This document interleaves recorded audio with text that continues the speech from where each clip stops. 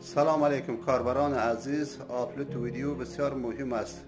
باید وقت مناسب ویدیوتان را آپلود کنید. اگر ویدیو شارت دارید یا لانگ دارید، میخواهید بازدید زیاد بگیرید، مردم زیادتر ببیند، باید کاربران داخل افغانستان باشد.